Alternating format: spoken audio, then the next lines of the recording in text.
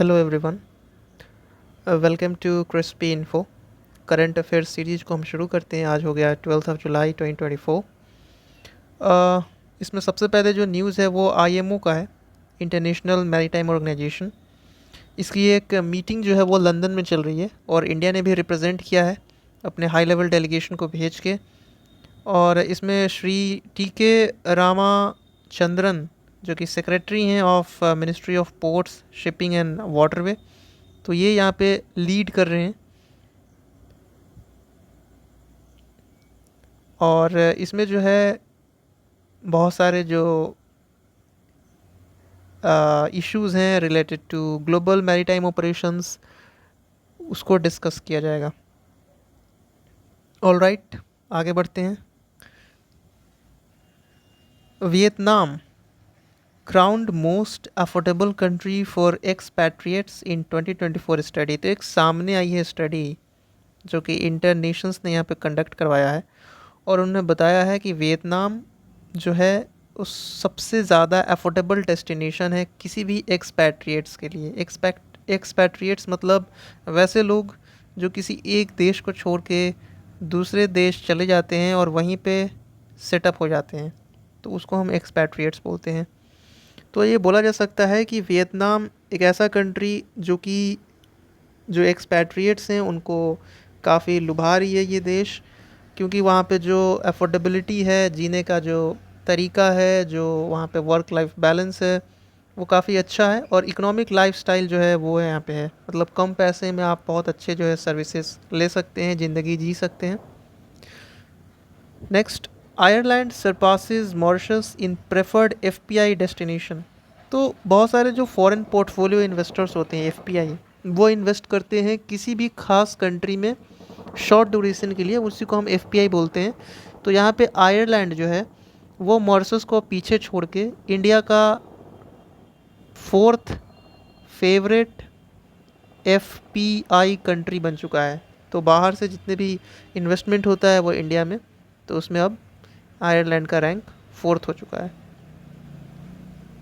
आगे बढ़ेंगे, Cyrus crane के बारे में है, जो कि एक स्टेट बर्ड भी है। उत्तर प्रदेश ने 2014 में डिक्लेयर किया था साइरस क्रेन को स्टेट बर्ड। तो forest department of Uttar Pradesh ने डिक्लेयर किया है कि जो साइरस क्रेन की संख्या है वो यहाँ पे बढ़ी है। तो टोटल पॉपुलेशन जो है वो अब 19,918 हो चुका है। 396 जो हैं साइरस क्रेन वो यहाँ पे नए यहाँ पे जोड़े गए हैं, या उनका जन्म हुआ है बोल सकते हैं हम। तो इससे जो कंजर्वेशन एफर्ट्स है साइरस क्रेन को बचाने का, वो यहाँ पे दिखता है कि हाँ काफ़ी पॉजिटिव वे में चल रहा है उत्तर प्रदेश में। आगे बढ़ते हैं, Nagaland crowned best state in horticulture agriculture leadership award 2024। तो नागालैंड को यहाँ पे बेस्ट स्टेट का दर्जा मिला है in horticulture at the prestigious agriculture leadership awards. तो इससे हम बोल सकते हैं कि नागालैंड ने यहाँ पे इनोवेटिव एग्रीकल्चरल प्रैक्टिसेस को अपनाया और जो है रैंक 1 लेके सामने आया है। आगे बढ़ते हैं, आरबीआई ईजेज एलआरएस, जिसको हम बोलते हैं liberalised remittance scheme norms for investment via gift IFSC, international financial services centre gift city है। वहाँ पे अब कोई भी जो रेसिडेंट है, इंडियन रेसिडेंट है, वो अपने फिक्स डिपॉजिट को ओपन कर सकते हैं इन डॉलर्स। जैसे बाहर के कोई भी देश हैं, उनके बैंक अकाउंट को अगर आपको एक्सेस करना है तो आप गिफ्ट सिटी में जाके जो है वो यहाँ पे ओपन कर सकते हैं, किसी भी दूसरे देश के बैंक को एक्सेस कर सकते हैं और जो है किसी भी करेंसी में ट्रेड कर सकते हैं। आगे बढ़ते हैं, Kotak Mahindra mutual fund launches BSE PSU index fund. तो कोटक महिंद्रा म्यूचुअल फंड ने एक यहाँ पे Bombay stock exchange public service under public sector undertakings के जो इंडेक्स फंड है उसको लॉन्च किया है। तो ये बेसिकली ट्रैक करेगा जो भी पीएसयू कंपनीज़ हैं।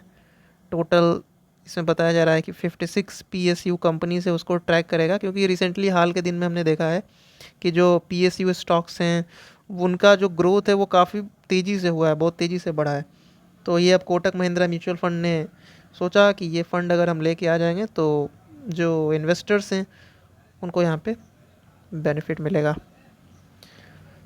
आगे बढ़ते हैं। PNB launches safety ring to enhance internet and mobile banking security. तो पंजाब नेशनल बैंक ने यहाँ पे लॉन्च किया है एक सेफ्टी रिंग करके फीचर, सिक्योरिटी फीचर, जो कि एक एडिशनल लेयर ऑफ सिक्योरिटी देगा। खासकर बहुत सारे यहाँ पे बैंकिंग फ्रॉड हो रहे हैं तो उन सब से यूजर्स को यहाँ पे बचाएगा।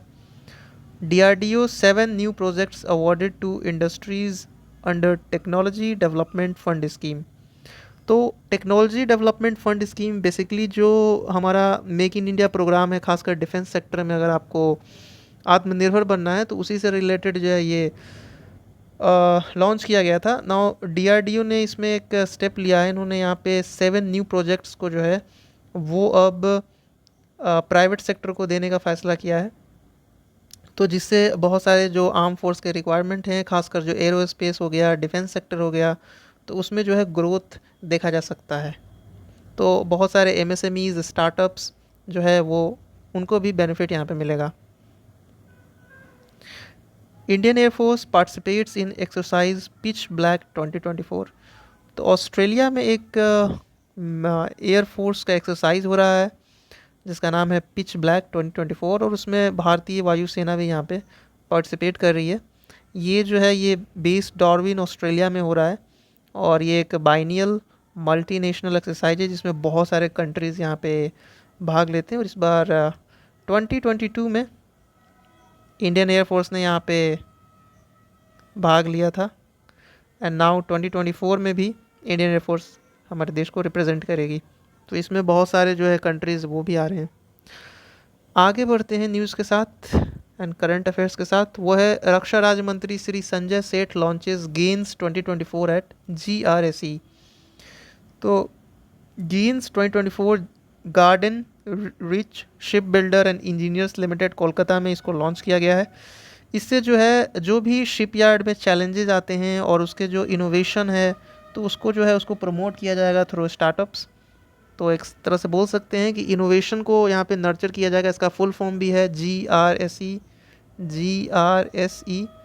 Accelerated innovation nurturing scheme. So यहाँ पे आप देख सकते हैं GRSE accelerated innovation nurturing scheme gains 2024। ये Garden Reach Ship Builders and Engineers Limited ने इसको लॉन्च किया है ताकि ग्रोथ हो, जो भी चैलेंजेस आ रहे हैं शिपयार्ड में उसको यहाँ पे दूर किया जा सके।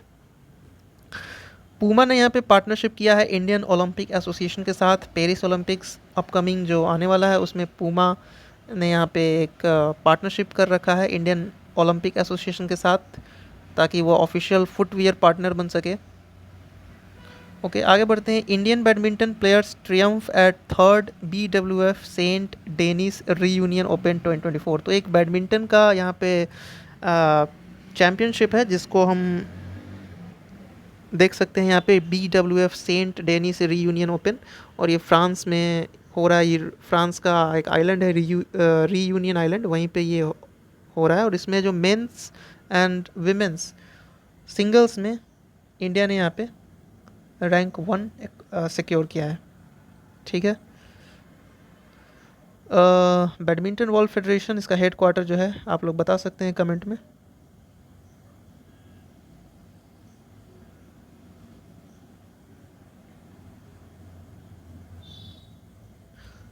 आगे बढ़ते हैं।